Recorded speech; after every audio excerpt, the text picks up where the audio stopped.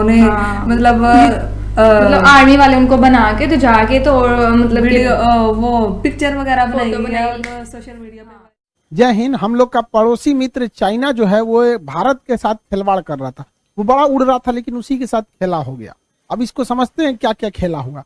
1959 में चाइना ने तिब्बत पर कब्जा कर लिया, ठीक है, इसका नाम है तिब्बत। इसके बाद ये कहता है कि तिब्बत एक हथेली है, इसके 5 उंगलियां हैं, 5 उंगलियों में उसने एक उंगली कब्जा कर लिया, जिसका नाम रखा उसने, जो मतलब अक्साई चीन को उसने क्या कर लिया, कब्जा कर लिया, कह रहे कि ये तो हमारा ही होगा यहाँ पर।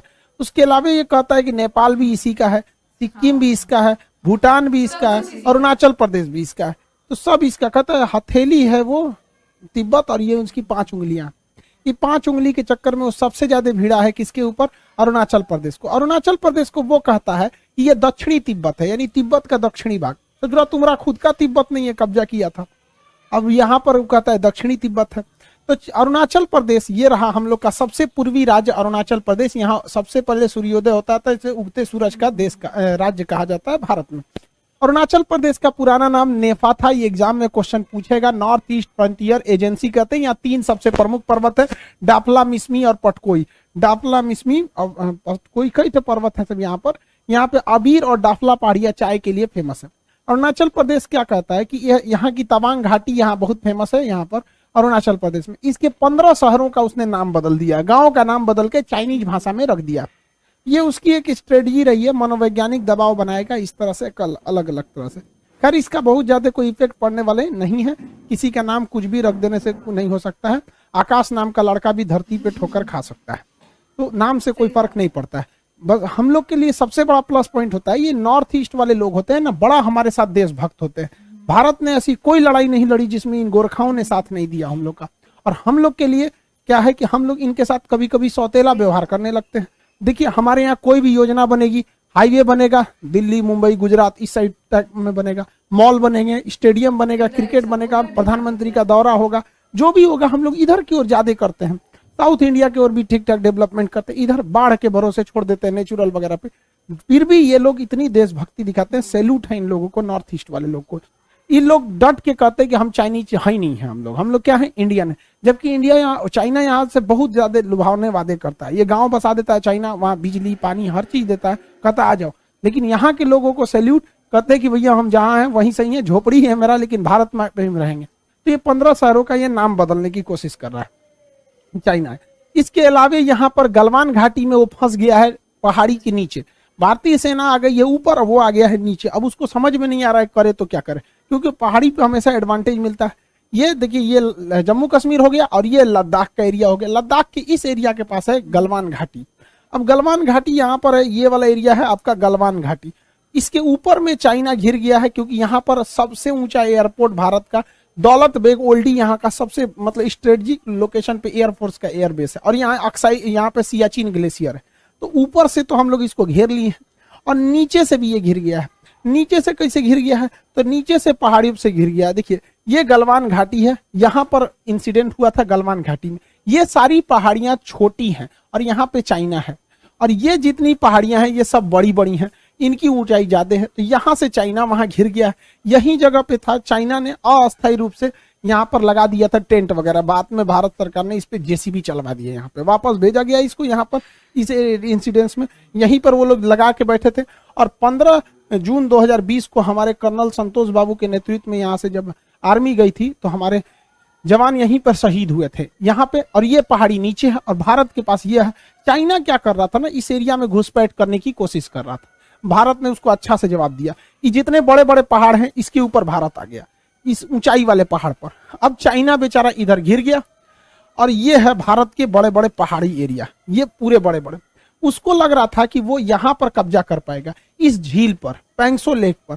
उस झील पे तो कब्जा किया नहीं किया, जबकि उसके पास से ये मांगर झील चल गया। ये वाला यहाँ पे नीचे वाला मांगर पहाड़ी के पास क्या ये स्पांगर झील अब चाइना के हाथ से चला गया है, क्योंकि यहाँ भारतीय सेना पहुंच गई है और चाइना इस एरिया में खड़ा है। इसके सामने समस्या ये है कि ये सारी पहाड़ियां नीचे और चाइना की फौज जो है वो इस पैंगसो लेक के झील के उस साइड में है और ये भारत ने पूरे पहाड़ियों पे इधर से कब्जा कर लिया है। अब युद्ध की स्थिति में भारत ऊंचाई पे है, चुशूल के सेक्टर से ऊंचाई पे, और ये फिंगर का एरिया है जिसे आप लोग सुनते होंगे, फिंगर 4 को लेके विवाद था।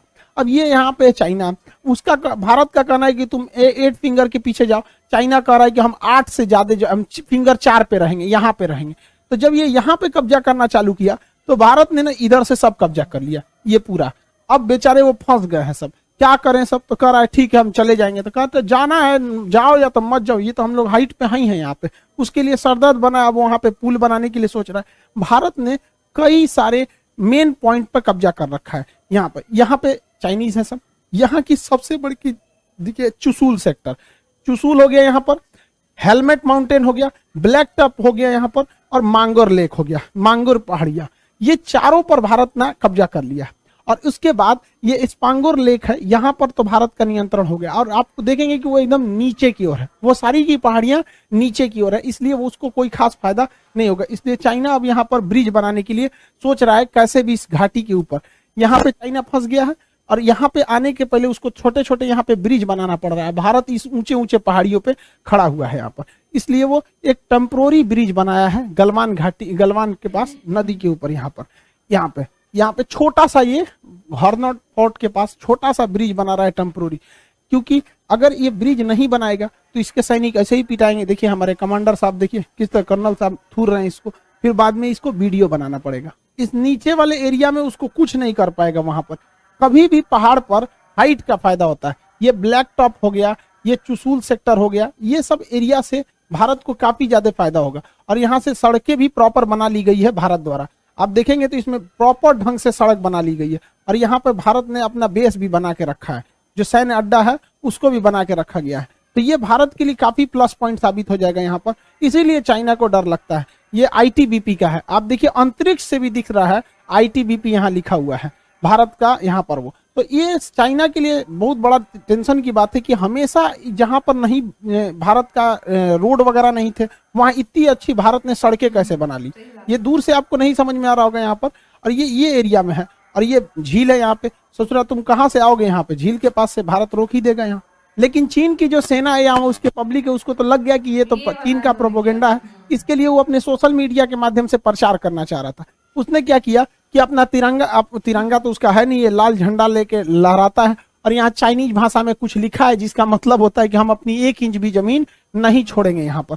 ये कर दिया दिखाने के लिए कि ये गलवान घाटी में किया गया। हालांकि ये चाइनीज साइड में जो गलवान है जहां पे उसने कब्जा किया वो भी हम ही लोग का है। ऐसा हम नहीं कह सकते कि चाइना का हम लोग का नहीं है, लेकिन 1962 से ही चाइना के कंट्रोल में वहां ये झंडा को लहराया था।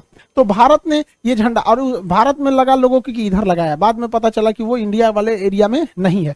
तो उसके बदले में भारतीय जो जवान थे वो पूरी तरह गलवान घाटी में घुस के यहाँ पर गलवान में और तिरंगा झंडा को लहराए पूरे गलवान में अच्छे से। तो चाइना, भारत ने तो अच्छा जवाब दिया, लेकिन चाइना ने जो किया उसमें एक गड़बड़ हो गया। चाइना खेला खेल फोटो के नाम पर, लेकिन इसमें हो गया खेला। खेला क्या हो गया कि जो फोटो उसने रिलीज किया ना, वो चाइना के टिकटॉकर थे सब, ये उसके सैनिक नहीं है सब। देखिए ये सब चाइना के टिकटॉकर है सब। भारत में तो सब टिकटॉकर चल गया, सब दुकान नाचने ने तो खूब नाचता था सब टिकटॉक पे आके। ये सब टिकटॉकर है सब। इसको झूठे वर्दी पहना भेज दिया फोटो खिंचवा के कि हम अपनी एक भी जमीन नहीं देंगे।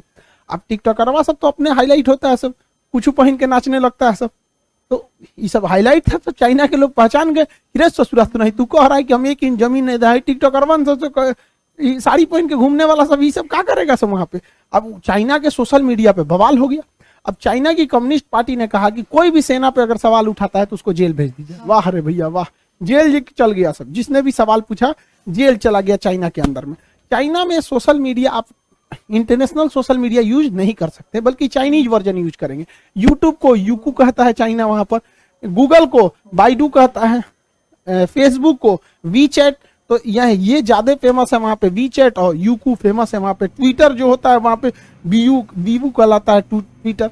तो चाइना की सारे साइट पे जहां भी चाइना के पोल खुल रहे थे, चाइना ने वहां से इन सारे लोगों को जेल भेजवा दिया। अब चाइना ने एक नया डिजाइन लाया, कहा कि बहुत बेइज्जती हो गया। चाइना ने कहा कि गलवान घाटी में हमारे जितने भी सैनिक शहीद हुए थे, जो जमीन कब्जा करके लाए, वहां से हम लोग पत्थर को लाएंगे। अभी से सूरा पत्थर उठा के ले रहा है और कह रहा है कि जो भी हमारे सैनिकों की मतलब बहादुरी को ज्यादा से ज्यादा क्या करेगा, फॉरवर्ड करेगा अपने सोशल मीडिया पर, चाहे वी चैट हो या वीवो हो या फिर जो पे भी हो, तो वहां के लोगों को ये पत्थर गिफ्ट में देगा, गलवान के पत्थर को गिफ्ट में देगा कि लीजिए आप बहादुरी के लिए, इससे आपकी देशभक्ति जगेगी। तो ये तो वो मनोवैज्ञानिक खेल खेल रहा है चाइना। भारत सरकार को भी इसका जवाब अच्छे से देना पड़ेगा। कैसे कि चीन जो है उसकी सबसे दुखती नस जो है वो तिब्बत है। तिब्बत पे 1959 में कब्जा किया था। तिब्बत के लोग बहुत ही पेट्रोटिज्म होते हैं, उनमें अंदर में पाया जाता है, बहुत देशभक्ति होती है, लेकिन चीन की सेना के आगे नहीं टिक पाते हैं। लेकिन ये उनके लिए घातक हो जाएगा। भारत सरकार को भी क्या करना चाहिए, जो भी तिब्बत के लोग हैं उनको बढ़ावा देने के लिए बोध गया में जहां महात्मा बुद्ध को ज्ञान की प्राप्ति हुई थी, बोधि वृक्ष, उसके पत्तों को खूब अच्छा से लेमिनेशन करा के दलाई लामा के थ्रू दिलाना चाहिए, ताकि इनके अंदर अपनी एक स्वतंत्र देश की भावना जीवित रहे। अगर स्वतंत्र देश की भावना जीवित रहेगी तो आज नहीं तो कल ये पलट देंगे। इजराइल जिसका कोई देश नहीं था, लेकिन एक उनके अंदर स्वतंत्र देश की भावना जिंदा थी, ब्रिटेन के सहयोग से उसने इजराइल बना लिया। तो तिब्बत के अंदर के लोगों के अंदर भावना जीवित रहेगी तो वो एक ना एक दिन देश बना लेंगे। और हम लोग तिब्बत, हमारे सेना में भी तिब्बतीय फोर्स बहुत अच्छे से काम करते हैं हम लोग। अब चाइना के सेना में भी तिब्बत के फोर्स ज्यादा है, जो भी यहाँ ड्यूटी कर रहे हैं तिब्बत के ही कर पाते हैं, इधर वाले तो बकलोल होते हैं, नहीं कर पाते। तो ये चीज हम करेंगे तो तिब्बतियों के बाद एक अपनी देश प्रेम की भावना बची रहेगी। और एक कितना बेहतरीन है, हम लोग ने तो सजा के रखा है बौद्धि वृक्ष को, और इसका महत्व भी है। बौद्ध धर्म में इससे ज्यादा पवित्र चीज कुछ है ही नहीं है। इसके पत्तों को खूब अच्छे से सजो के रखना चाहिए। तुम पत्थर बांटो, हम पत्ते बांटते हैं। नहीं तो फिर चाइना ने मनोवैज्ञानिक लड़ाइयों में हमसे, हमारे ऊपर दबाव बनाता है। आई होप आप इनके खेला कैसे हो गया समझ गए होंगे। मिलेंगे नेक्स्ट क्लास में। जबकि हर कंट्री जो सा है उसकी इकोनॉमी जो है ऑलमोस्ट कोलैप्स कर रही है, इतना नीचे गई है, तो चाइना की कैसे ऊपर चली।